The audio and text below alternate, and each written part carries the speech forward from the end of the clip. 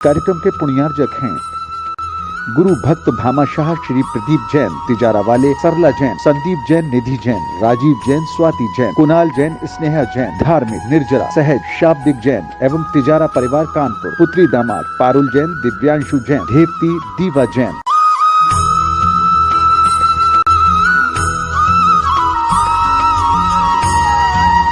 जय श्री ओम नमः सिद्धेभ्यः सर्वमंगलमांगल्यं सर्वकल्याणकारकं प्रधानं सर्वधर्माणां जैनं जयतु शासनं। पंच परमेष्टि भगवान की जय हो। आचार्य श्री गुरुवर कुंद कुंद महाराज की जय हो। आचार्य श्री गुरुवर विद्या सागर महाराज की जय हो। बोलिए परम पूज्य जगत न्यायपक मुनि पुंगव श्री सुना सागर जी महाराज की, समस्त आचार्य संघ की। कोई भी जब कार्य करता है, कोई भी व्यक्ति जब लक्ष्य बनाता है किसी कार्य करने का, तो उसे एक तरफ ही विचार नहीं किया जाता है। उपादान कितना भी शुद्ध सशक्त क्यों न हो, यदि चारों तरफ के निमित्त खोटे पड़ जाएं तो उपादान भी खोटा पड़ जाता है। और उन उपादानों में उपादान को कभी बाधक कारण नहीं मिटाते, जो विपरीत कारण है। बाधक कारण का अर्थ ना लेने विपरीत कारण है। विपरीत जो कारण होते हैं उनको रोकना ज्यादा कठिन नहीं होता, क्योंकि विपरीत कारण से तो अपन पहले से ही बच जाते हैं। लेकिन जो कारण को हम अनुकूल मानते हैं,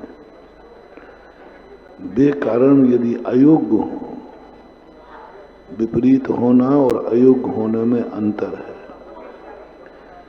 विपरीतता को तो व्यक्ति बच जाता है, लेकिन अयोग्य निमित्त यदि मिल जाए तो फिर वो बहुत खतरनाक हो जाता है।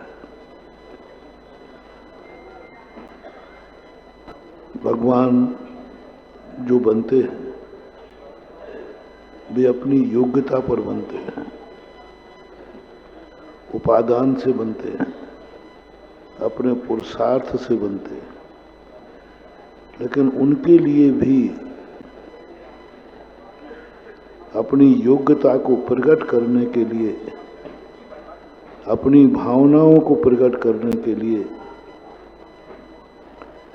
योग्य साधन चाहिए। भगवानों ने जो कुछ पाया सब अपने आप पाया, लेकिन व्यक्त कैसे करें?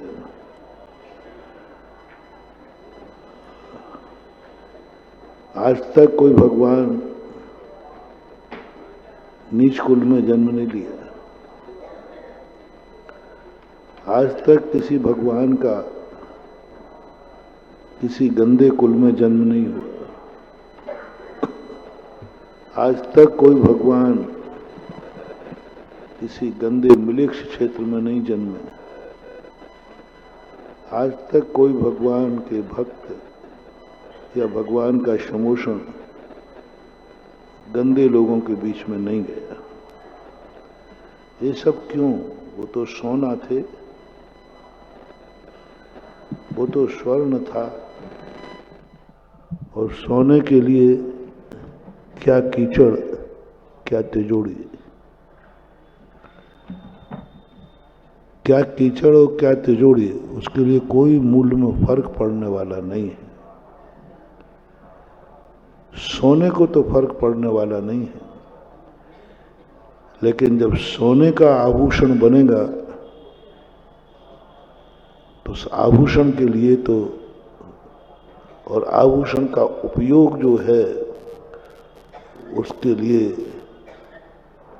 कोई योग्य व्यक्ति चाहिए, उसका आनंद लेने के लिए। गधे के गले में हार पहनाने से सोने का मूल्य बढ़ेगा नहीं, घटेगा। क्योंकि गधा सोने को सोना मानेगा ही नहीं, वो तो मानेगा ये भार है, गले की फांसी है, नुकसानदायक है, वो हटाने का प्रयास करेगा, क्योंकि वो गधा है, मूर्ख है, अज्ञानी है। हार बनने के बाद सबसे बड़ी विशेषता है कि इस हार का कौन मूल्यांकन करेगा और कौन व्यक्ति इस हार से अपने आप को गौरव महसूस करेगा। गौरव, हमें बहुत सारी शक्तियां इस दुनिया में विद्यमान हैं और वे हमारा उपयोग सहयोग करना चाहते हैं, देवता भी करना चाहते हैं, बड़ी बड़ी शक्तियां करना चाहते हैं, उनके भाव हैं आज भी। लेकिन हम लोग योग्यता खो बैठे हैं। हम किसी अच्छी वस्तु को पाकर गौरव महसूस नहीं करते, उसका मूल्यांकन नहीं करते, उसका आदर नहीं करते, उससे स्वार्थ की सिद्धि करते हैं। जब भी हमें कोई अच्छी वस्तु मिलती है, अच्छा व्यक्ति मिलता है, तो हमारे मन में तुरंत भाव आता है, इससे मैं क्या सिद्धि कर सकता हूँ, इससे मुझे क्या मिल सकता है, ये मुझे क्या दे सकता है। बस यही सबसे बड़ी अयोग्यता कहलाती है। और अच्छी वस्तु अपने लिए सहयोग करना चाहती है, तुम उसे देख करके बिना कोई भाव किए बिना गर्व करो, सगुन मानो। सगुन कुछ देता नहीं है, सगुन से कुछ मिलता नहीं है, लेकिन सगुन होते ही चेहरा खिल जाता है, हमारा काम हो गया। आप कहीं जा रहे हैं, उसी समय कोई भरा कलश लेके निकल जाए तो आपको कैसा लगता है? बहुत अच्छा लगता है। क्या कलश ने कुछ दिया? कलश से कुछ मिला? कुछ नहीं मिला, बस एकदम आनंद आ गया, सगुन हो गया, शुभ हो गया। बस जैसे ही किसी कार्य को जाते समय कोई भरा कलश मिल जाए, न उससे लेना हो और न देना है, और देख करके आनंद आ जाए, समझ लेना तुमने वस्तु का गर्व कर लिया, गौरव, आनंद से बढ़ गया। स्वार्थ नहीं, सब कलश से मैं क्या, प्यासा व्यक्ति क्या करेगा? प्यासे व्यक्ति को कभी सगुन नहीं होता। प्यासा व्यक्ति भरे कलश को देखकर उसको क्या भाव आएगा? क्या भाव आएगा बोलो? आपको जम के प्यास लगी है और आप जा रहे हैं और बढ़िया भरा कलश मिला है, उस समय आपका भाव सगुन का आएगा, थैंक्स कहने का आएगा, कि उस कलश में भरे हुए पानी पीने का भाव आएगा? जोर से बोलना। बहुत तेज प्यास है, ध्यान रखना, ये बहुत तेज प्यास लगी है।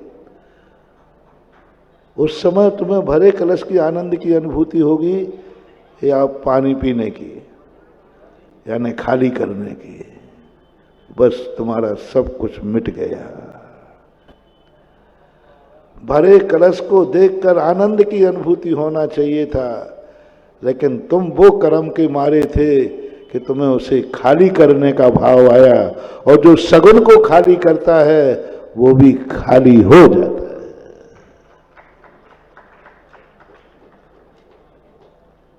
सगुन बन के तुम्हारे सामने आया था और तुम ऐसे कर्म के मारे थे कि तुम्हारा तुरंत भाव खाली करने का आया, खाली करने का आया। ये पानी मुझे मिल जाए, मैं प्यासा हूं।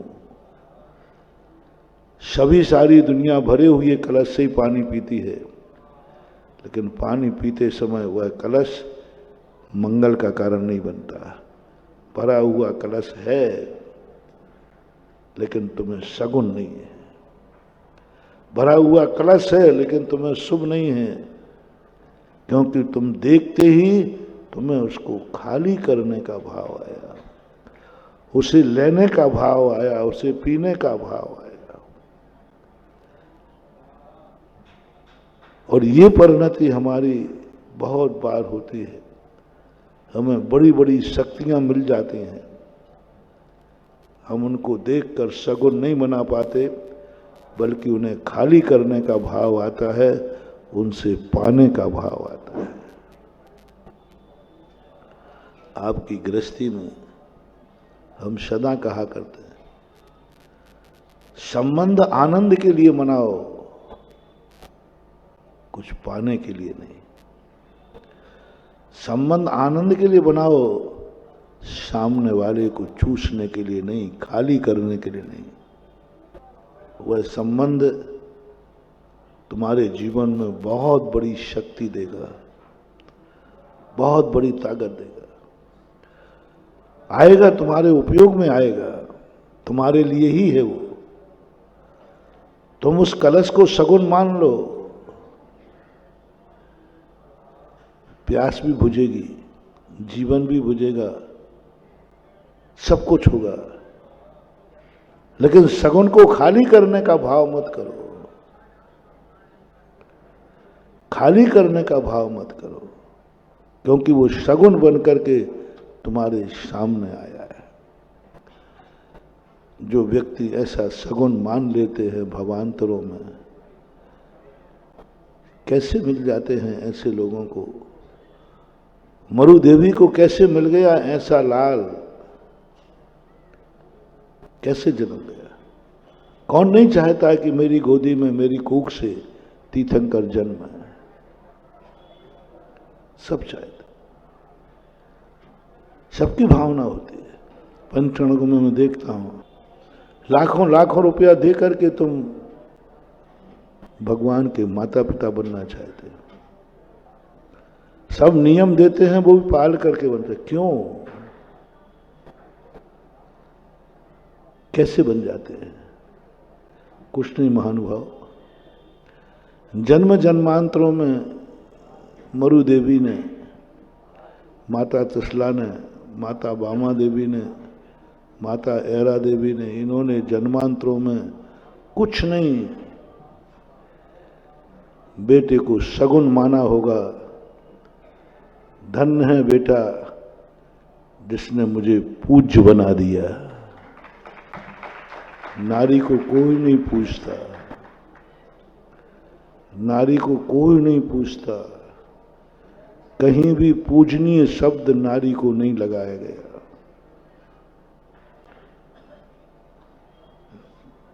शादी होने के बाद आती है तो पुजारन बन के आती है, पुजारन बन के आती है, पति को परमेश्वर मानती है, स्वयं पुजारन बनती है। नई दुल्हन आती ना, तो नई नई जब होती वो तार की पैर छूते छूते कमर दुख जाती है। ये सासू माँ है, एक काकी सासू माँ है, ये बुआ सासू। अब बेचारी के कितनों के पैर छुए। मात एक बेटा है जो जन्मते ही पूजनीय माँ का पद दे देता है। पूजनीय माँ, कोई नहीं कहने वाला था पूजनीय। पिता ने भी नहीं कहा कि पूजनीय बिटिया, माँ ने नहीं कहा पूजनीय बिटिया, भाई ने नहीं, किसी ने नहीं कहता। मात बेटा होता है जो माँ को पूजनीय बना देता है। माँ के साथ पूज्य शब्द लगता है, आदरवाचक शब्द लगता है, और इस आनंद से जब आत्मा भरती है, ओहो इस बेटे ने मुझे पूज्य बना दिया, ये सगुन हो गया, अब मुझे बेटे से कुछ नहीं चाहिए,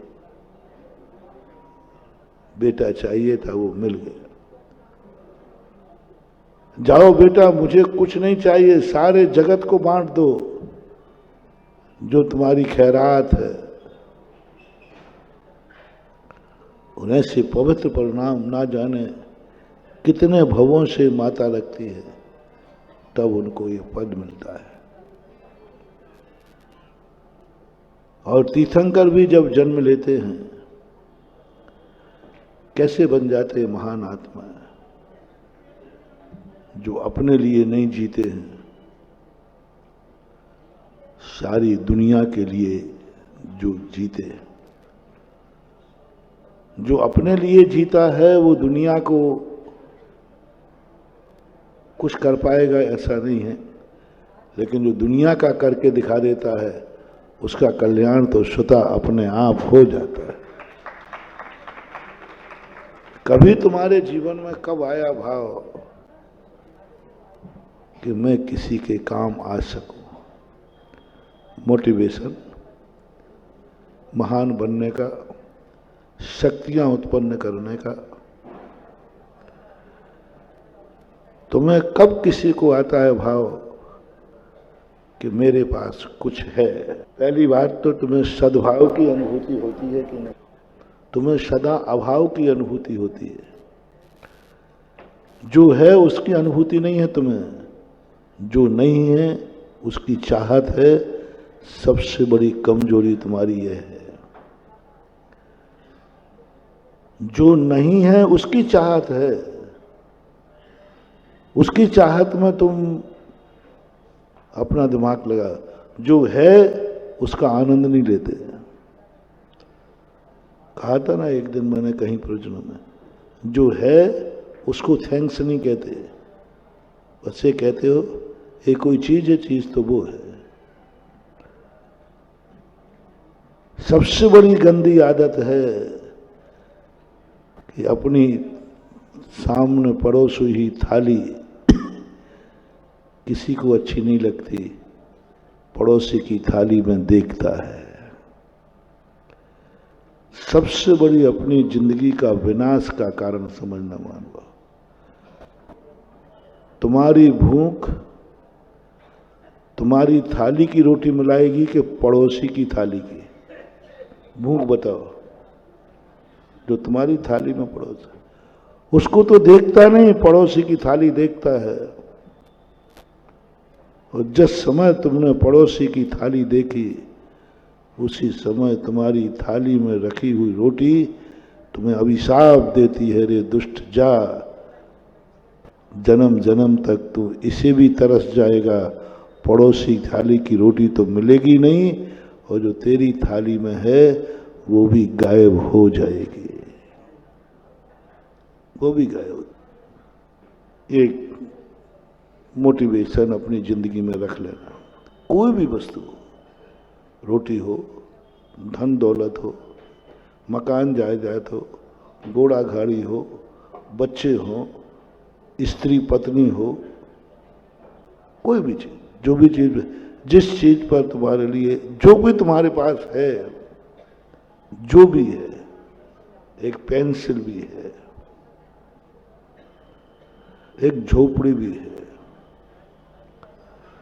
जो भी तुम्हारे पास है, और उससे अलग पड़ोसी के पास है, उस पर तुम्हारा मन कितना मचल रहा है, उस तरफ कितना जा रहा है, और जो तुम्हारे पास वस्तु है उसको आप कितना कोस रहे हो, उपेक्षा कर रहे हो। समझ लेना,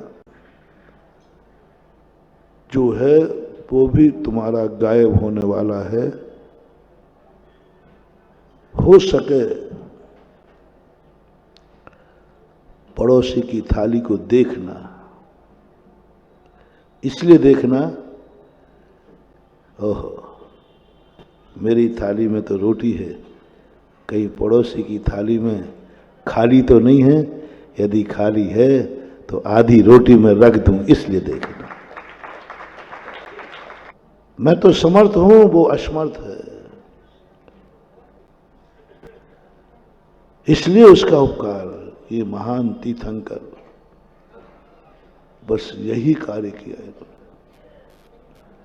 ये भी संसार में थे, दुखी थे, पर इन्होंने जगत को देखा, समझा, इसलिए नहीं कि इनके पास क्या है। ओहो, आप लोग क्या करते हो? मेरे पास क्या नहीं है, पड़ोसी के पास क्या है। ये है तुम्हारा अभिशाप, डाउनफॉल। मेरे पास क्या नहीं है, रिपीट करता हूं, पड़ोसी के पास क्या है। बस आपकी नीयत खोटी है। बहुत छोटा सा मंत्र है। मेरे पास क्या नहीं है, पड़ोसी के पास क्या है। ये है बहुत दुखदाई परिणाम। इसी को पलट रहा हूं।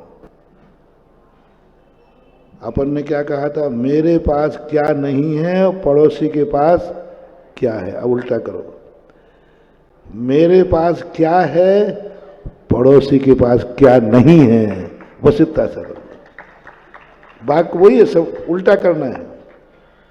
पड़ोसी के पास क्या नहीं है जो मेरे पास है। बस इतना परिणाम जब तुम्हें कभी आ जाए, समझ लेना तुम्हारे अच्छे दिन आने वाले हैं। शगुन हो गया तुम्हारा। अब बनोगे तुम बहुत महान, अब बनोगे तुम बहुत समर्थ, अब बनोगे, तुम्हारी जिंदगी का बहुत बड़ा शगुन, ये परिणाम आत्मा में आ जाए। मेरे पास पहले महसूस करो कि मेरे पास क्या है। अच्छी चीज क्या है तुम्हारे पास, है भी कि नहीं। बुरी आदतें नहीं पूछ रहा हूं आज, तुम्हें बुरी आदतें कितनी हैं, तुम्हारी अनचाही वस्तु तुम्हारे पास कितनी है, वो तो नहीं पूछेगा, क्योंकि वो तो लिस्ट मुझे मालूम है। अभी आल टिका दोगे तुम। अभी मैं पूछूं तुम्हें क्या क्या नहीं है, तुम्हें क्या क्या चाहिए, अरे इतनी लंबी लिस्ट हो जाएगी, मैं पढ़ ही नहीं पाऊंगा। नहीं, वो लिस्ट नहीं मांग। तुम्हारे पास क्या नहीं है, वो लिस्ट नहीं चाहिए आज। तुम्हारे पास क्या है वो बताओ। क्या है वो बताओ जो तुम्हारे लिए अच्छा लगता हो, जिस पर तुम्हें गर्व हो, जिसको तुम्हारे अंदर देख करके अनुभूति आनंद की होती हो, जिसमें तुम्हारा मन प्रफुल्लित हो जाता हो। यह मेरे पास है, मेरे पास है। क्या है तुम्हारे पास जिस पर तुम्हें गर्व है, जिस पर तुम्हारे लिए एक बहुत गर्व होता है। उन वस्तुओं की लिस्ट बनाना जिंदगी में कभी एक बार, जिन पर तुम्हें गर्व हो। देश पे गर्व है, जाति पे गर्व है, कुल पे गर्व है, माँ बाप पर गर्व है, मकान पे गर्व है, परिवार पे गर्व है, भगवान पर गर्व है, गुरु पे गर्व है। कानपुर में पंच कल्याणक हो रहा है, क्या इस पे भी गर्व है? तुम इंद्र रानी बने हो, क्या इस पे गर्व है? अरे नहीं महाराज जी, वो तो हम आपकी बातों में आगे फंस गए। क्या बात है, क्या पता थोड़ा मेरा टेलर थोड़ा तगड़ा होता है ना। हाँ, लोग मैं इतना डराता नहीं हूं जितने लोग मेरे से डरते हैं। मेरा बड़ा खौफ लोगों में, पता नहीं क्यों इतने डरते लोग मेरे से। बहुत डरो महाराज जी, बहुत खतरनाक महाराज है, बहुत भयंकर। और मैं बिल्कुल नहीं डराता हूं। तो शायद आप लोगों को असंतुष्ट हो। क्या गर्व है कि जिनंद भगवान का मंदिर कानपुर में बन रहा है। क्या गर्व है कि मेरी साक्षी में जन्म कल्याणक हुआ। क्या गर्व है कि तुम आज मेरा प्रवचन सुन रहे हो। क्या गर्व है कि मैं कानपुर आया हूं।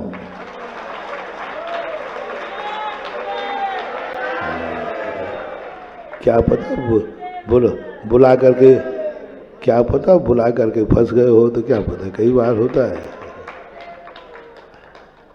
क्या गर्व है तुम्हारे लिए जो कुछ भी हो संसार, घर की बातों पर भी, बेटे पर भी, बिटिया पर भी, पति पर भी, पत्नी पर भी, भाई पर भी, बहन पर भी, पड़ोसी पर भी, राजा पर भी। किसी जिस चीज पर तुम्हें देख करके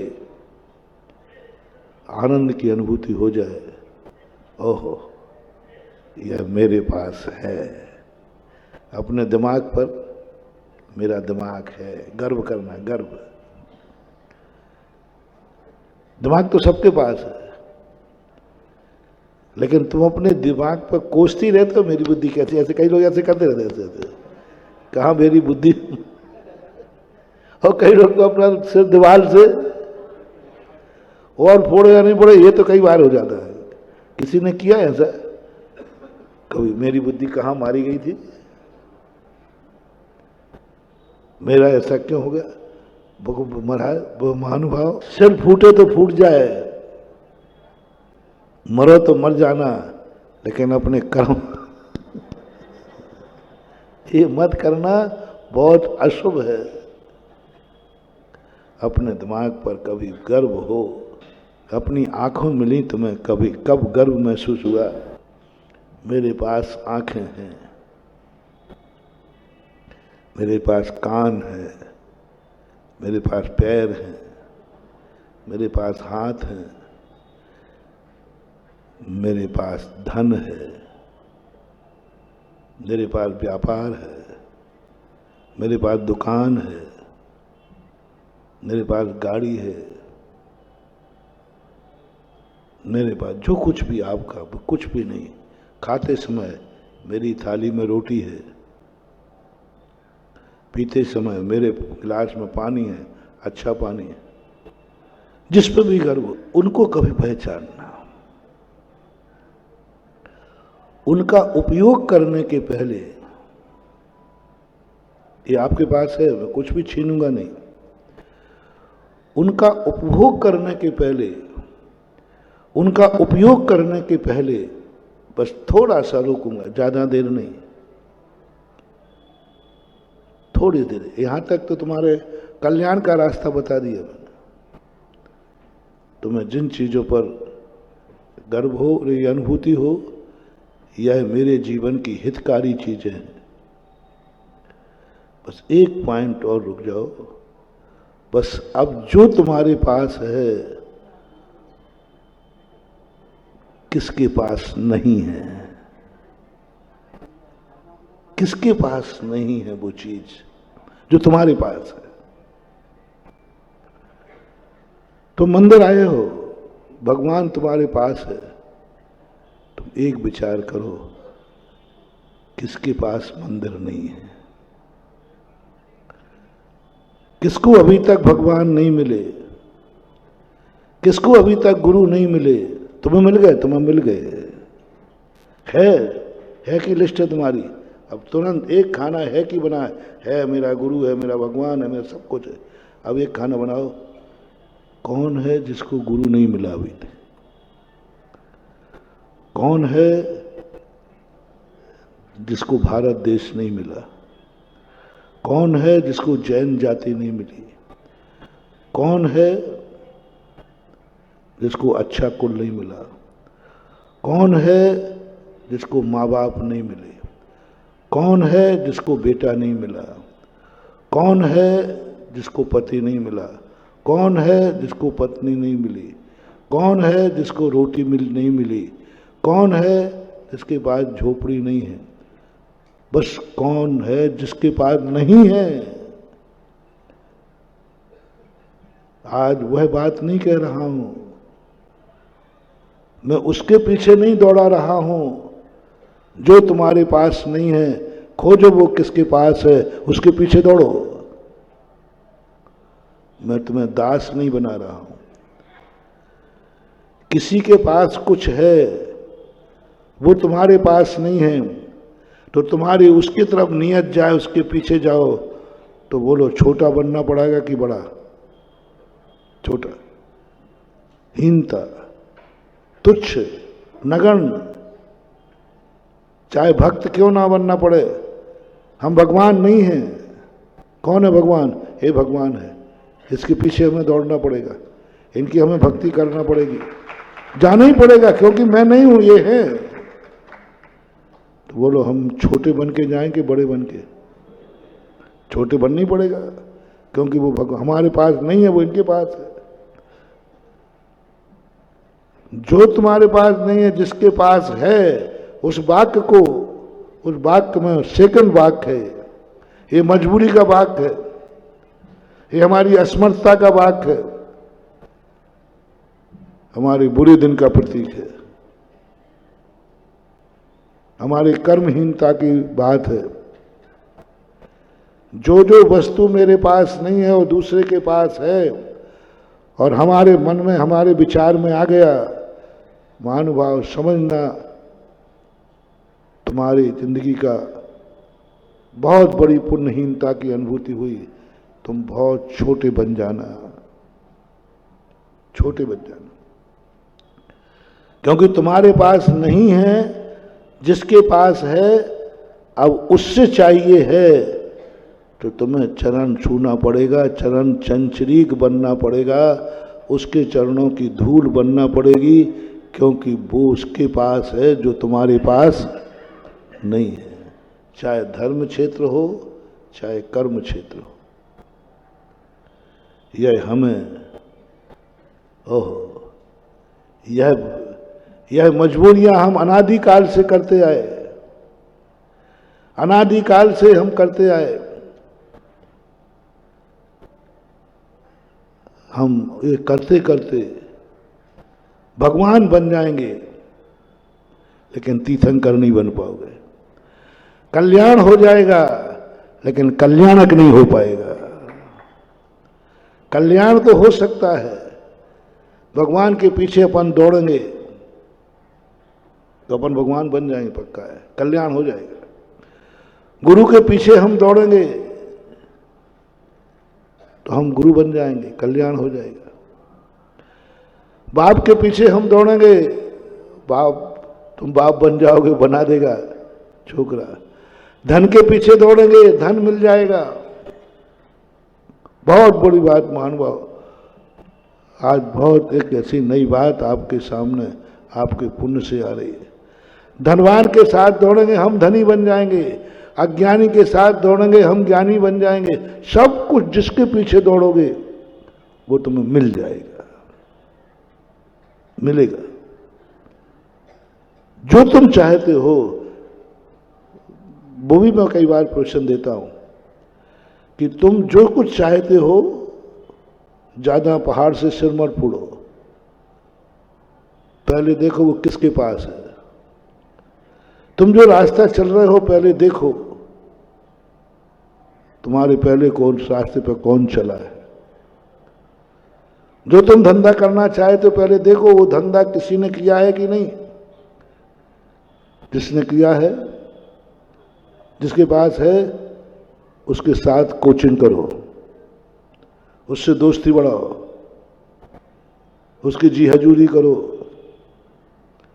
क्योंकि उसके पास है और तुम्हारे पास वो नहीं है। जी हजूरी करो, तो जैसा कहे वैसा करो, उससे दोस्ती करो,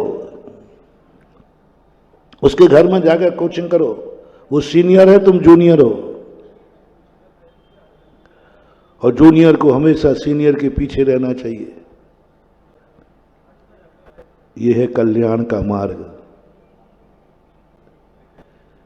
ये है तद्रूप होने का भाव। इसमें हमें झुकना पड़ेगा। लेकिन आज कुछ दूसरी बात जो प्रभु ने की, उल्टा मेरे पास क्या है। ऋषभदेव का सोच दो भाव पहले, मेरे पास क्या है जिस पर मुझे गर्व है, जिसको देख करके लग रहा है ओहो मेरे पास ये चीज है, मेरे पास सारी जन्नत है। यह है तो सब कुछ है, और यह नहीं है तो कुछ भी नहीं है। ऐसी कौन सी चीज है तुम्हारी जिंदगी में जब तुम्हें ऐसी अनुभूति हो कि यह है तो सारी जन्नत है, और यह नहीं है तो कुछ भी नहीं है।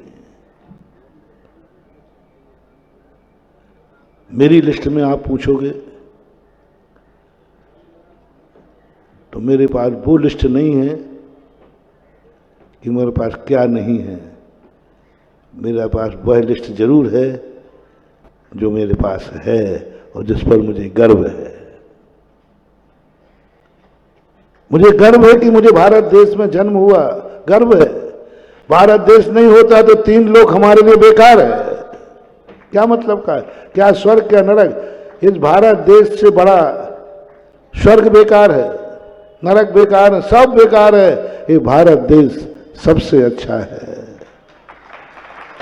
गर्व गर्व है। भारत देश नहीं होता, मान लो आज हम अमेरिका में जन्मते तो क्या होते भैया बताओ?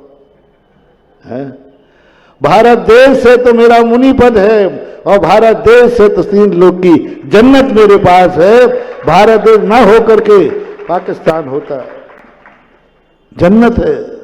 अनुभूति करो, भारत देश मेरे पास है, मैं भारत देश में हूं। इसका मूल्य कितना है? क्या कभी आ गया मैं भारत देश में जन्मा हूं, यही मेरी जन्नत है।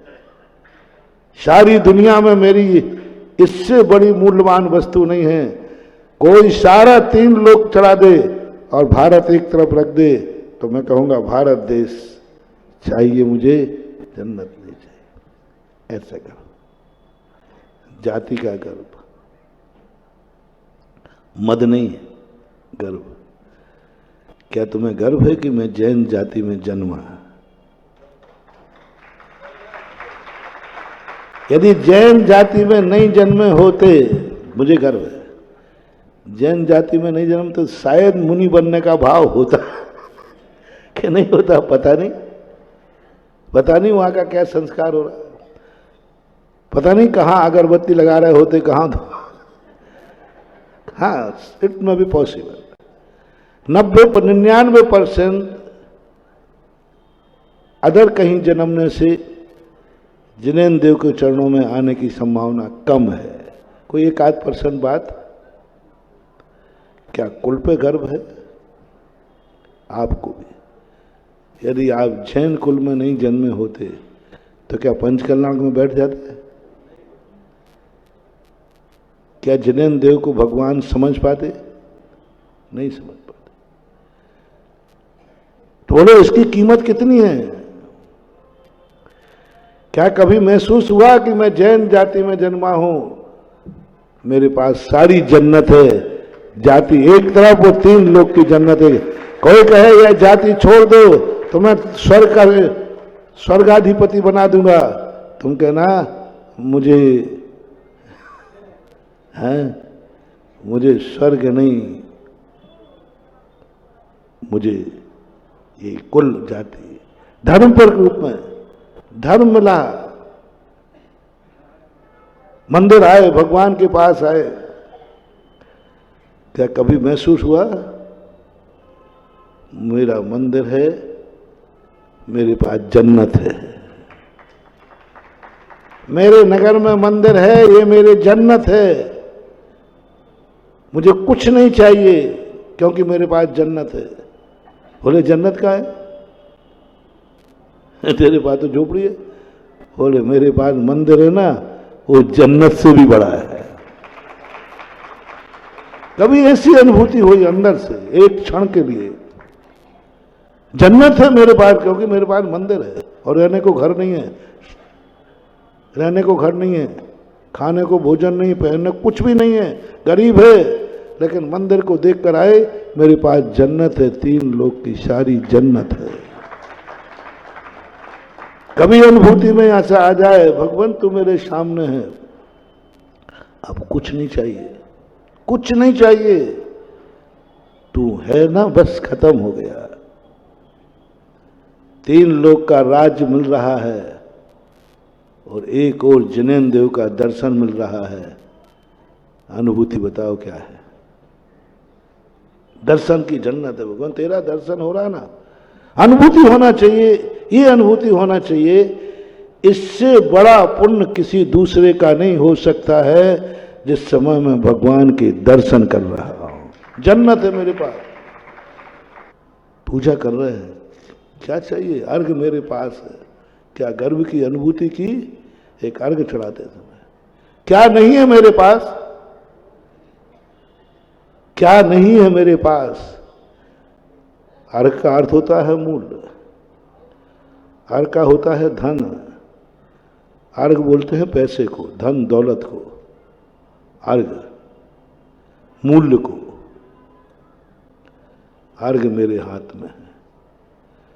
मन से कहो रे मन, तू कहता था मैं गरीब हूं, मेरे पास कुछ नहीं है, देख मेरे हाथ में अर्घ है। और अर्घ जिसके हाथ में हो, 3 लोग की जन्नत मेरे हाथ में है। ऐसी अनुभूति हो जाए कब? जब अनर्घ पद प्राप्त ये अर्घम निरुपामती। ये अर्घ है, धन है, मेरे हाथ में धन है। कौन कहता है मैं गरीब हूं? ओहो, मेरी भूल थी भगवान कि मैं गरीब हूं, मेरी भूल थी कि मेरे पास कुछ नहीं है। ओहो, मेरे हाथ में तो अर्घ है, और अर्घ है तो जन्नत है, और जन्नत है तो फिर काय का गरीब है। बस ये मान करके भगवान मैं अर्घ चढ़ा रहा हूं तेरे चरणों में, यानी 3 लोग की जन्नत चढ़ा रहा हूं। ये अर्घ भी तेरे सामने कुछ भी नहीं है। ले, अर्घ का अर्थ क्या कह के आ रहा है भगवान से? हे भगवान, अर्घ है ये, यानी धन दौलत है ये, और तू इतना महिमावान है कि मैं इस अर्घ को भी तेरे चरणों में चढ़ाता हूं। बस हो गया शुभ। व्यापारी करता ना, व्यापारी क्या होता है? अच्छी चीजें रखता है दुकान में, लेकिन थोड़ी सा दाम अच्छा मिले तो क्या करता है? दूसरे को बेच देता है, दूसरे को मालिक बना देता है, छोड़ देता है, ले जाओ। धर्म को व्यापार मत बनाओ। वो चीज अच्छी नहीं है जो व्यापार में तुम बेच दो। तुम देश में, भारत में जन्मे हो, कितने में छोड़ दोगे देश? एनआरआई लोग सुन रहे हो तो सुने, तुम में भारत देश कभी नहीं फलेगा क्योंकि तुमने भारत देश बेच दिया। कितने में? जन्नत नहीं थी। मैंने कहा ना, 3 लोग का भी धन मिले और कहे भारत देश छोड़ दो, तो उन्होंने कहा क्यों छोड़ूं, मेरा भारत देश ही 3 लोग है। बोलो, एनआरआई लोग जितने विदेश गए हैं, क्यों गए? क्यों गए? वहां कोई अच्छा सिद्ध क्षेत्र था? वहां यहां से अच्छे मुनि महाराज होते होंगे, मुझे पता नहीं, आप लोग घूमते रहते बता दे। नहीं, वहां इससे अच्छे पंचकर्माक होते होंगे। नहीं नहीं, मुझे यात्रा नहीं, आप लोग घूमते रहते थे। यहां से अच्छे तीर्थ क्षेत्र मंदिर होंगे, वहां के माँ बाप यहाँ के माँ बापों से अच्छे होते होंगे। अरे पता नहीं, बता दो आप क्या है अच्छा भारत से अच्छा? कुछ नहीं महाराज, कुछ नहीं है वहाँ। वहाँ अच्छा क्या है?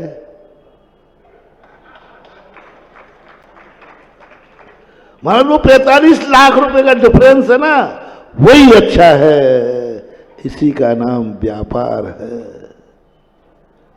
लोग पूछते हैं कि भारत देश, महाराज कभी हम ऐसे देश में जन्म ले सकते हैं, विदेश क्षेत्र में जहाँ भगवान का जन्म हो, जहाँ भगवान मिले, हो सकता है। उसके लिए आज तुम कहाँ हो? भारत देश। यहाँ मंदिर है कि नहीं? गुरु महाराज है कि नहीं? शास्त्र है कि नहीं? तो बस एक नियम लेना है तुम्हें कि मुझे कोई 3 लोक का भी राज्य देवे, 3 लोक का राज्य देवे, पूरे विश्व का अध्यक्ष बना देवे, लेकिन मैं भारत देश नहीं छोड़ूंगा, क्योंकि यहाँ तीर्थ क्षेत्र हैं, मंदिर हैं, गुरु हैं, शास्त्र हैं, पूजा पाठ है, विधान है, इसलिए नहीं छोड़ूंगा। कोई 3 लोग का राज देने का लोभ करेगा, नहीं छोड़ूंगा। पहले के लोगों को भगवान की सिद्धि हो जाती थी। भगवान मैं वहां जाऊंगा ही नहीं जहां तू नहीं है। आजकल के नियम खत्म हो गए, पहले के नियम थे, भगवान तेरा दर्शन नहीं तो अन्न जन पानी का त्याग। अरे मर जाएगा, अरे मैं कहां कहां मिलूंगा। उन्होंने कहा नहीं, तू नहीं तो मैं नहीं, तू नहीं तो मैं नहीं। मंदिर का दर्शन नहीं तो मेरा अन्न जल नहीं। पहला नियम लेता है सम्यक दृष्टि, मैं वहां जाऊंगा ही नहीं जहां तू नहीं है, जहां तेरा मंदिर नहीं है, वहां जाना ही नहीं है मुझे। फिर भी जाना पड़े तो सम्यक दृष्टि कहते ऐसा कोई नियम लो जिससे जाना भी पड़े तो नहीं जाना पड़े। क्या करूं? परिवार वाले भी मना कर दें, वो सामने वाला है वो भी मना कर दे। अभी तो कह रहा है देखो साहब नहीं आए तो बुराई हो जाएगी, तो बुराई तो मैं नहीं कर पाऊंगा। उसने कह दिया नहीं आए तो संबंध टूट जाएंगे, तो संबंध नहीं तोड़ पाऊंगा। तो अब क्या करूं क्या करूं? तो कहता ऐसा नियम लेता हूं कि भगवान जहां तू नहीं रहेगा, तेरा मंदिर नहीं रहेगा, वहां मेरे अन्न जल का त्याग है। अब मामला सुलझ जाएगा। अब सामने वाले आ तो जाऊंगा साहब अमेरिका में, लेकिन जितने दिन रहूंगा अन्न जल का त्याग रहेगा। तो कहे मत आ जाना यहां मरने के लिए। बस हो गया। अन्न जल का त्याग करते थे पहले लोग, तो नहीं तो मेरे अन्न जल का ग्रहण नहीं करूंगा, उपवास रखूंगा। बहुत बार तो मौके टल जाते थे, लोग टलवा देते, भैया उनको मत ले जाओ, अन्न जल का त्याग हो जाएगा। बहुत सारे। और उस समय तुम्हारे लिए ऐसा बंद हो जाएगा, जो ये नियम लेते हैं कि प्रतिदिन जनेन देव का दर्शन नहीं तो अन्न जल का ग्रहण नहीं, उनको मालूम क्या पुरस्कार मिलेगा। बहुत जल्दी से जल्दी यदि ये नियम पूरा पड़ गया तो नियम से विदेश क्षेत्र में जाकर साक्षात तीर्थंकर का दर्शन मिलेगा। इतने से नियम के कारण इतना नियम लिया कि अन्न जल का त्याग मिला। चंदन देव का दर्शन करेगा वो जाकर विदेश क्षेत्र में, एक नियम के कारण। छोड़ दिया तुमने अमेरिका, लाखों रुपए का प्रॉफिट था, 45 लाख का मार्जिन था। हाँ साहब मैंने छोड़ दिया, क्योंकि वहां मुनि महाराज नहीं है। कर्म कहता महाराज के लिए तूने इतना विदेश छोड़ दिया, ऑफर आया था तुझे?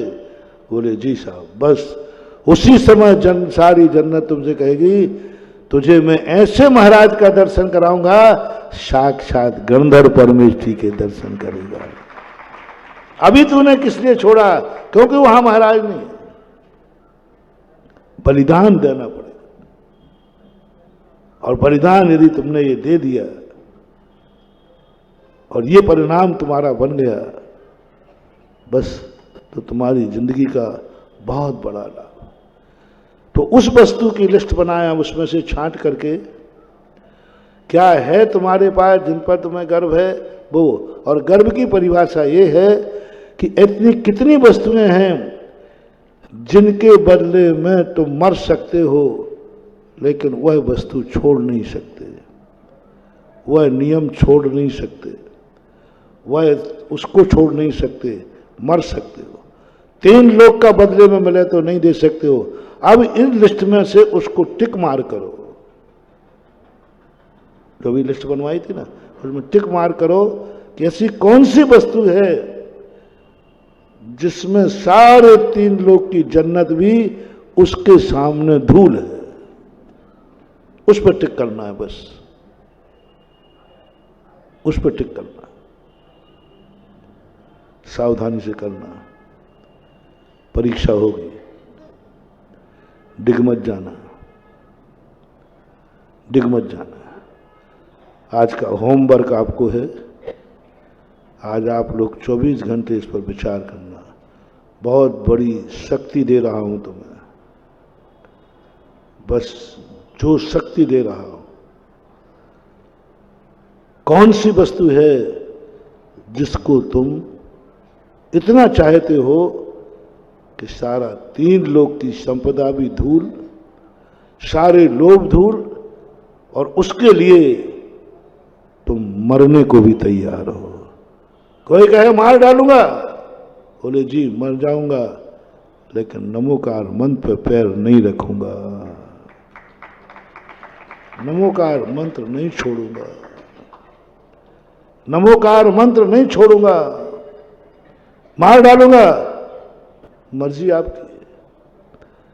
टिक लगाओ, टिक लगाओ अपनी जिंदगी में। ऐसी कौन सी चीज है जो तुम्हें मौत से भी ज्यादा प्यारी है? कौन सी चीज है जो 3 लोग से, जन्नत से भी ज्यादा प्यारी है? वो चीज कौन सी है? उसकी अनुभूति कभी तुम्हें हो जाए,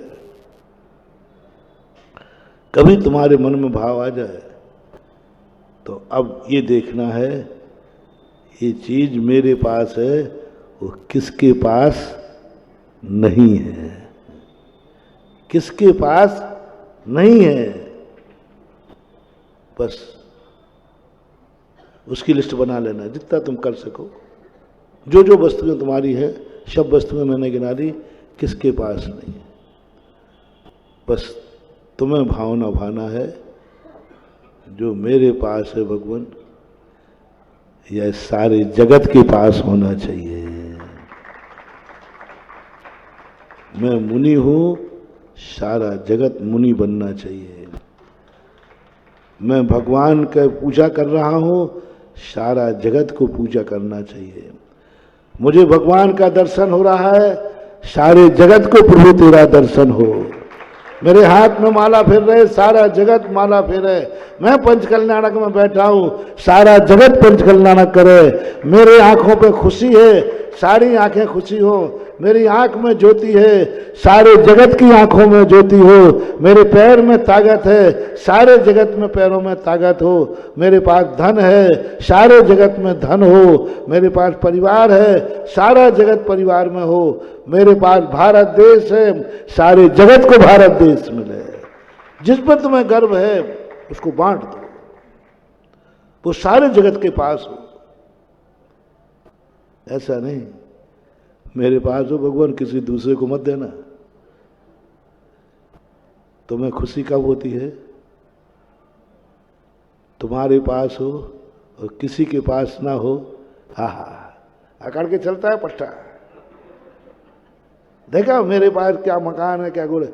बस यही तुम्हारे विनाश का कारण है।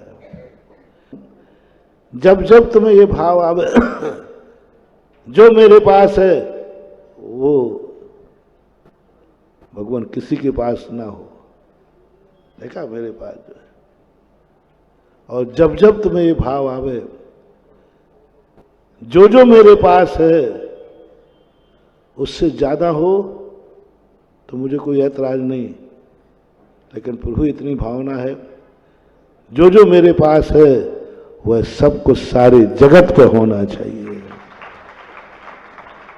मैं पंच कल्याणक कर रहा हूं, सारा हर व्यक्ति स्वधर्म बना, माता पिता बने, कुबेर बने, यज्ञ नायक बने, ये भावना भाई जैसा मुझे आनंद आ रहा है, पंच कल्याणक कर रहा हूं, स्वधर्म बन रहा है। भगवान कानपुर का हर व्यक्ति इतना समर्थ हो जाए, इतने पंच कल्याणक हो कि कानपुर का हर व्यक्ति स्वधर्मेंद्र बने, हर व्यक्ति कुबेर यज्ञ नायक बने, हर व्यक्ति बने। मुझे आनंद आ गया। ये आनंद सब लोग ले में, ये आनंद सब लोग ले में। जो सौभाग्य मुझे मिला, ये सारे जगत को सौभाग्य मिले। मेरे में जो बुद्धि है, सारे जगत को ये बुद्धि मिले। मैं अमीर हूं, सारा जगत अमीर बने। मैं अर्घ लिए हूं, हे भगवान एक दिन ऐसा देखना चाहता हूं। क्या चाहता है मांग ले। आहा, सुनो मानो, बहुत बड़ी बात। अर्घ ले लिया ना अपन ने हाथ में, और भावना क्या माना। मान लो कहे कोई भगवान, बोल क्या मांगना है तुझे। बोले भगवान कुछ नहीं चाहिए। आहा, सारे जगत के हाथ में तेरे चढ़ाने का अर्घ हो, बस यही मेरी कामना है। किसके? हर जगत के हाथ में बस मैं एक और कुछ नहीं चाहता हूं। मैं एक ही चीज चाहता हूं, जैसे भगवान मैं अर्घ चढ़ा रहा हूं, संसार का हर प्राणी के हाथ में तेरे चढ़ाने का अर्घ हो, बस हो गया। सारा जगत चढ़ाए अर्घ, मैं अकेला क्यों। और यदि ये देख सकूं कि संसार में ऐसा कोई व्यक्ति नहीं है जिसके हाथ में अर्घ ना हो, बस मेरा अर्घ सफल हो गया, मैं धन्य हो गया।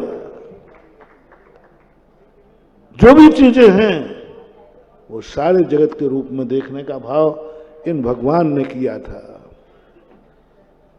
इन भगवान को जो मैंने आज प्रवचन दिया ना, वो सब इन्होंने किया था। मैंने इनकी भावना को व्यक्त किया है, तुम्हें उपदेश दिया है। ये भावना प्रभु की थी, अंतर क्षेत्र। इन्होंने ये भावना भाई थी 2 भाव पहले, इन्होंने ये सब भावना भाई थी। भगवान के समोसन में बैठ के भाई थी कि हे भगवान जैसा मैं तुझे देख रहा हूं, मेरी एक ही तमन्ना है, संसार का हर व्यक्ति तेरा दर्शन करे, हर व्यक्ति को तेरी वाणी सुनने को मौका मिले, हर व्यक्ति तेरी दिव्य धुनी सुने, हर व्यक्ति को इस सत्य ज्ञान मिले, हर व्यक्ति को सम्यक दर्शन हो, हर व्यक्ति मोक्ष मार्ग में स्थित हो, हर व्यक्ति को मोक्ष मिले। ये भावना इन प्रभु ने पाई थी, इसलिए इनके कल्याणक हो रहे हैं। अपने लिए भावना भाते तो इनका कल्याण तो हो जाता है, लेकिन कल्याणक होने का कारण है कि जो इन्होंने भावना भाई वही सारे जगत को मिलना चाहिए, ऐसे परिणाम। इसलिए अकेला अपना ही निमित्त स्वयं उपादान बने, निमित्त भी चोखे बने। जैसा मैं चोखा बनता जाऊं, सारा जगत चोखा बने।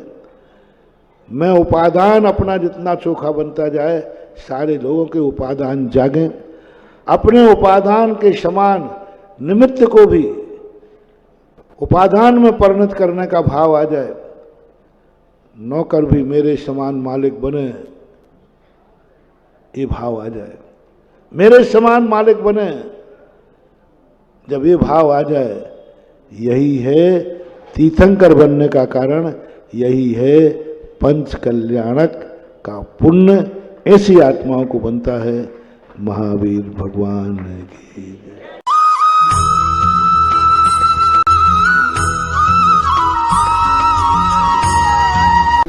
जय श्री ओम नमः सिद्धेभ्यः।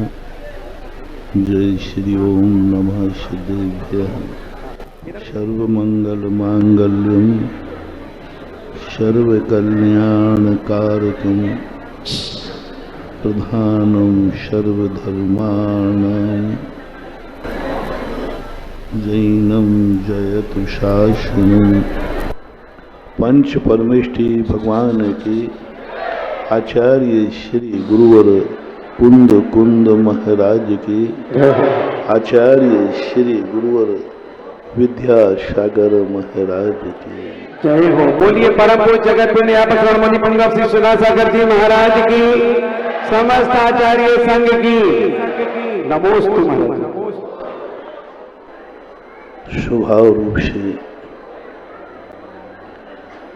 प्रत्येक जीव में शक्ति की अपेक्षा से अनंत भंडार भरा हुआ, ऐसी कोई भी दशा, कोई भी कार्य नहीं है जो जीव चाहता हो और उसको करने की शक्ति न हो। जितने करने योग्य कार्य हैं उन सभी कार्य को करने की शक्ति प्रत्येक जीव में, प्रत्येक द्रव्य में विद्यमान रहती है, त्रिकालिक, कल भी, आज भी और आगे भी रहेगी। लेकिन शक्ति से काम नहीं चलता। जैसे व्यक्ति के कितना भी भोजन उसके पास रखा हो, उससे भूख नहीं मिटती, भूख तो खाने के बाद ही मिटती है। ऐसा ही प्रकृति का एक नेचर बना दिया। तुम्हारे पास कितनी भी शक्तियां हो तो भी तुम सुखी नहीं हो पाओगे। पहले तो अपनी उन शक्तियों को पहचानना है। मैं एक शक्तिशाली आत्मा हूं। उसके बाद विचार करना है कि हमें वह शक्ति के जो हमारे खुद के पास है उसका अनुभव कब होगा। तो आज ज्यादा प्रसंग को न लेकर उस शक्ति का आज प्रसंग है जो शक्ति एक तो स्वयं अपने आप में मंगल स्वरूप बन जाएगी। भगवान अपने पंच कल्याणक स्वयं को पवित्र करने के लिए करते हैं, अपनी शक्तियों को उद्घाटित करने के लिए वे प्रक्रिया अपनाते हैं। भगवान की तरफ से प्रसंग को अपन गौण करते हुए करें। एक भगवान बनाने की प्रक्रिया पंच कल्याणक में होती है और ये पंच कल्याणक जब साक्षात होते हैं उसके लिए भगवान को जन्म जन्मांतरों में बहुत बड़ी तपस्या और बलिदान करना पड़ता है। ये भगवान ऐसे ही नहीं बन गए, इन्होंने बहुत बड़ा बलिदान किया है जगत के लिए, सारी दुनिया के लिए। जब तुम्हें शांति की जरूरत पड़े, जब तुम आकुल व्याकुल हो तो आनंदपुरी चले जाना। इतनी सगुन मूर्ति है, इतना शुभ मूर्ति है कि किसी भी मंगल कार्य को करते समय कुछ नहीं करना। आप लोग तीर्थ क्षेत्रों पर नहीं जा सको तो कानपुर वालों, जब भी कोई शुभ कार्य करना और शुभ कार्य का सगुन करना हो, एक श्रीफल लेकर के आनंदपुरी शांतिनाथ भगवान के चले जाना। खाली हाथ मत जाना। शांतिनाथ भगवान की मुद्रा वहां की, वह मुद्रा इतनी सगुन और शुभ रूप बन पड़ी है। भगवान तो सब एक ही होते हैं, मूर्ति की बात कर रहा हूं। वो मूर्ति ऐसी शुभ सगुन के रूप में उभर के आई। वो दृष्टि मुझे उस समय प्राप्त नहीं हुई थी जब पंचकर्णक हुआ था। ये स्वरूप, ये दृष्टि मुझे इस बार आनंदपुरी में इन 8 दिनों में प्राप्त हुई है। उस मूर्ति का सगुन, वह मूर्ति शुभ, उस मूर्ति का चेहरा, उस मूर्ति का दर्शन हर कार्य के लिए शुभ है। कुछ होती है मूर्तियों के चेहरे जो सगुन बन जाते हैं शुभ कार्यों के। तो जब भी आप कोई शुभ कार्य करें, शादी विवाह का, नागल का, गाड़ी, कुछ भी एक्वाई जो आपकी दृष्टि में शुभ हो, जन्मदिन है और भी तुम जो शादी की सालगिरह आदि जो शुभ हो, उनके लिए आप सुबह उठ करके आनंदपुरी के शांतिनाथ भगवान चले जाना। कानपुर वालों, ये तुम्हें 2 मंत्र शक्तियां दे रहा हूं, वहां चले जाना। हो सके तो अभिषेक कर लेना, हो सके तो वो तुम्हारी मर्जी, कम से कम दर्शन तो कर ही ले। और जब तुम्हारे जीवन में,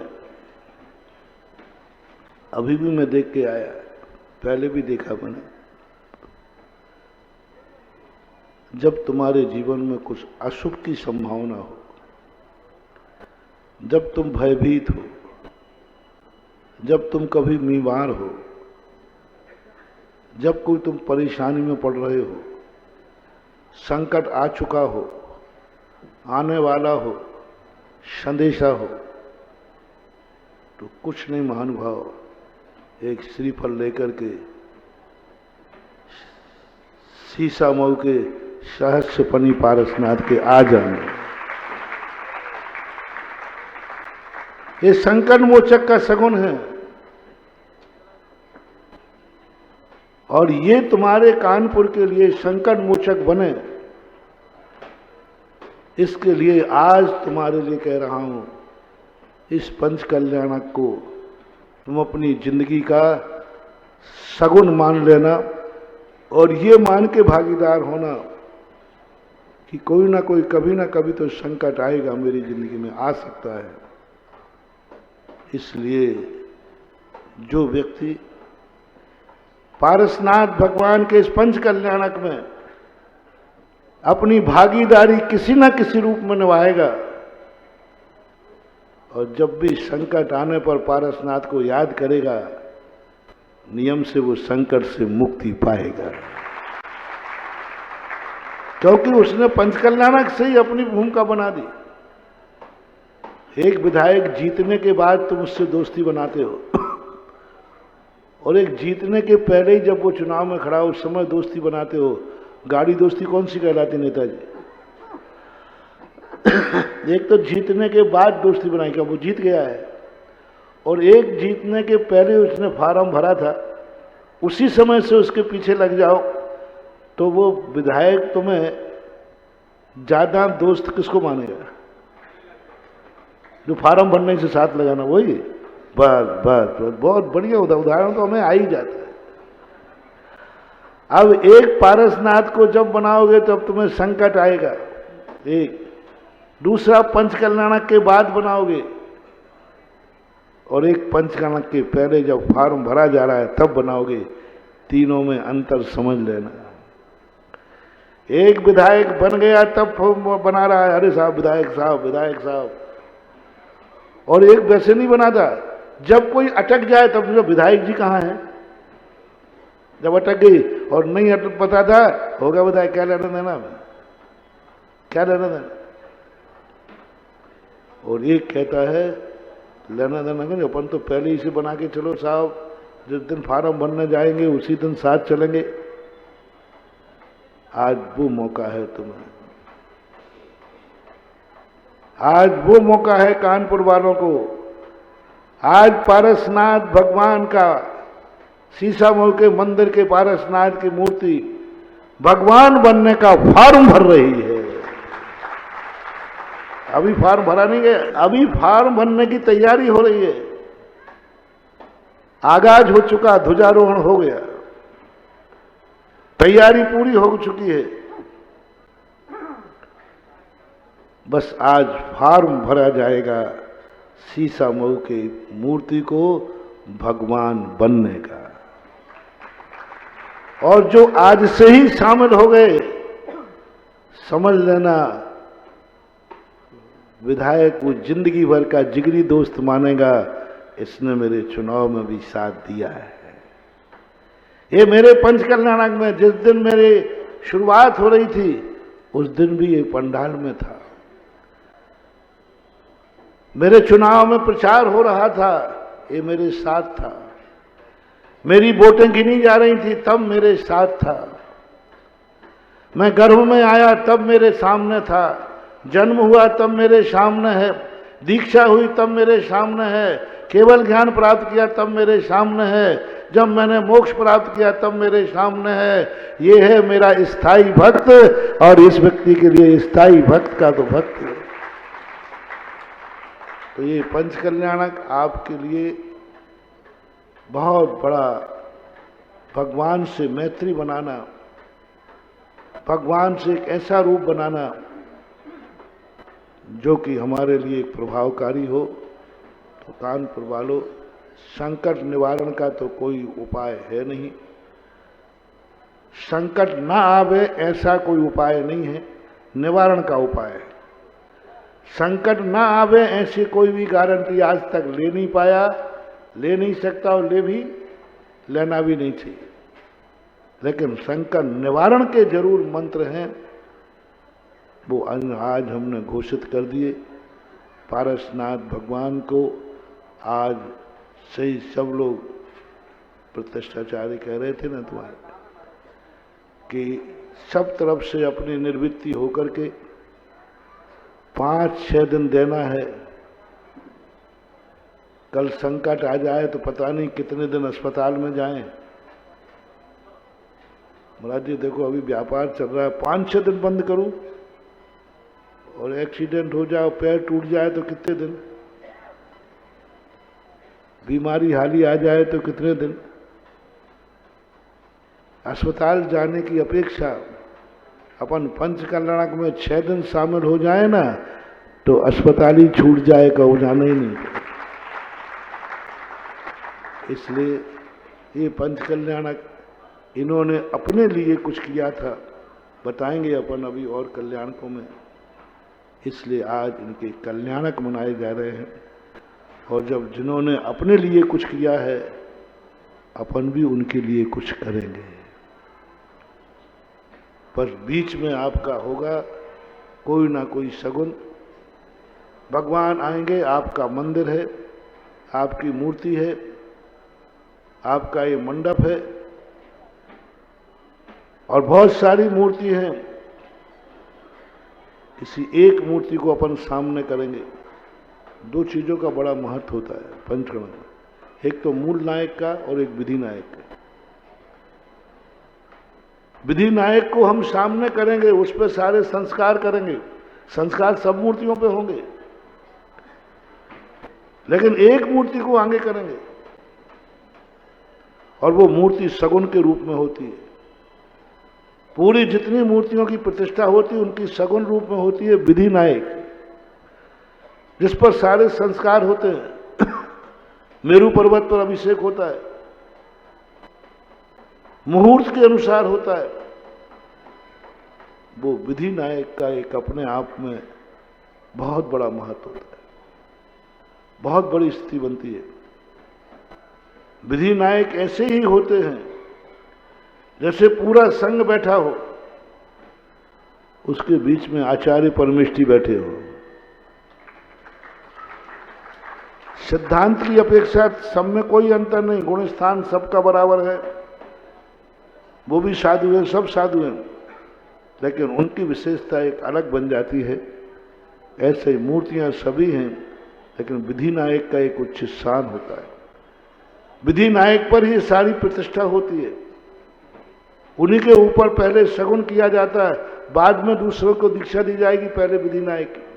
बाद में सूर्य मंत्र सबको मिलेगा, पहले विधि नायक को मिलेगा। बल्कि इतना तक महत्व है विधि नायक का कि मूल नायक की प्रतिष्ठा बाद में होगी, पहले विधि नायक की। मूल नायक की दीक्षा बाद में होगी, पहले विधि नायक की होगी। मूल नायक को सूर्य मंत्र बाद में दिया जाएगा, पहले विधि नायक को दिया जाएगा। तो ऐसी मूर्ति विराजमान करना और बहुत सारे कार्य पंचकर्म में होते हैं। सबसे बड़ा मांगलिक सगुन कार्य भगवान की कोई भी चीज किसी को मिलती हो, गर्भ कल्याण कुछ भी तुम्हें मिलने वाला नहीं, भगवान की निशानी, भगवान की कोई चीज तुम्हारे पास है क्या? किसी को कोई चीज नहीं मिली भगवान की। मात भरत बाहुबली ऐसे बनते हैं जिन्हें भगवान के सिर का मुकुट मिलता है। भगवान का सिंहासन भगवान के लिए बना था और उस सिंहासन पर भरत बाहुबली को बैठा ला जाता है। पूरे परिवार में किसी को कोई चीज नहीं मिली भगवान की, कोई चीज नहीं मिलती जो भगवान स्वयं दे करके जाते हैं। उस समय का दृश्य अलौकिक होता है जब भगवान खुद दीक्षा के पहले अपना मुकुट भरत बाहुबली को पहनाते हैं।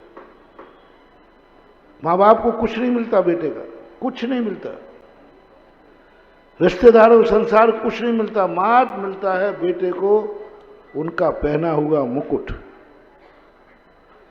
उनके जीवन की गद्दी, जिस गद्दी पर वो बैठे। तो ये दो कार्य बहुत महत्वपूर्ण होते हैं, एक विधिनायक और एक भरत और बाहुबली। इन दोनों का स्पर्श भगवान का एक बहुत बड़ी चीज होती है। समय आपका हो गया, इतने कह के प्रणाम करता हूँ। महावीर भगवान की। इस कार्यक्रम के पुण्यार्जक थे गुरु भक्त भामाशाह श्री प्रदीप जैन तिजारा वाले, सरला जैन, संदीप जैन, निधि जैन, राजीव जैन, स्वाति जैन, कुणाल जैन, स्नेहा जैन, धार्मिक, निर्जरा, सहज, शाब्दिक जैन एवं तिजारा परिवार कानपुर, पुत्री दामाद पारुल जैन, दिव्यांशु जैन, धेवती, दीवा जैन।